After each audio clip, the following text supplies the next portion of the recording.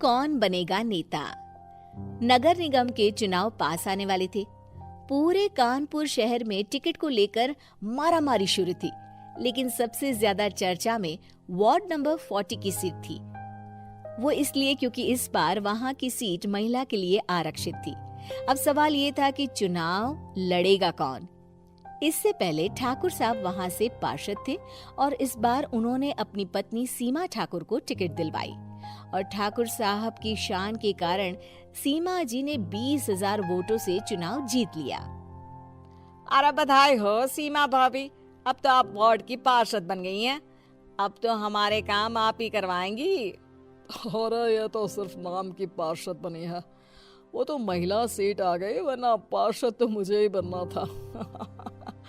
अब भले ही चेहरा इसका होगा, लेकिन पावर तो मेरी ही होगी। अरे वाह भाई साहब, क्या दिमाग लगाया है आपने भी। आइए आप लोग, खाना लगा दिया है सबके लिए। सीमा जी पार्षद बन चुकी थी, फिर भी उनकी एक ना चलती। सारे काम ठाकुर साहब खुद ही संभाल लेते और जहाँ जरूरत पड़ती वहाँ सीमा जी का अंगूठा लगवा लेते। सीमा जी ज्यादा पढ़ी लिखी भी नहीं थी। एक दिन ठाकुर साहब और सीमा एक प्रोग्राम में जाते हैं। अरे ठाकुर साहब आप आ गए। ओहो, पार्षद मैडम भी आ गई है। स्वागत है आप दोनों का। लगता है हमारे पार्षद फंड का सही इस्तेमाल हो रहा है। चलिए अब उद्घाटन करते हैं। ये लीजिए ठाकुर साहब कैची, आप ही सबसे पहले प्रवेश कीजिए। सब लोग आगे निकल जाते हैं और सीमा जी पार्षद होने के बावजूद भी पीछे खड़ी रह जाती हैं। वो देखती हैं कि वेलकम बोर्ड पर उनका नाम है, लेकिन महिला होने के कारण कोई उनका सम्मान नहीं कर रहा। अगले दिन एक आदमी उनके घर आता है। अरे ठाकुर साहब नमस्कार। कल ना हम नोटिस किए कि हमारा घर तो अवैध है और नगर निगम वाले उसे तोड़ने आ रहे हैं। अरे कुछ कीजिए ना ठाकुर साहब। देखो भाई, मैं तो ज्यादा कुछ कर नहीं सकता, पर अगर तुम सबकी जेब गर्म कर दो तो कुछ हो सकता है। कुल मिलाकर 4 लाख लगेंगे। अरे 4 लाख ठाकुर साहब? अरे भाई, मैं अपने लिए नहीं मांग रहा हूँ। दरोगा है, इंजीनियर बाबू है, बड़े साहब है, सबको देना पड़ता है ना थोड़ा थोड़ा। बोलो है मंजूर? तभी वहाँ अचानक सीमा जी आ जाती हैं। अरे ये आप क्या कर रहे हैं? पहले इन्हीं लोगों से तो आपने वोट मांगे, अब इनसे ही पैसे ले रहे हो।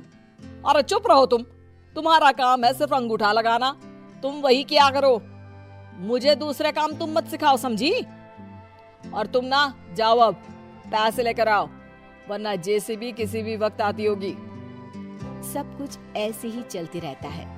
एक दिन सीमा जी और ठाकुर साहब को एक लोकल मीटिंग में बुलाया जाता है।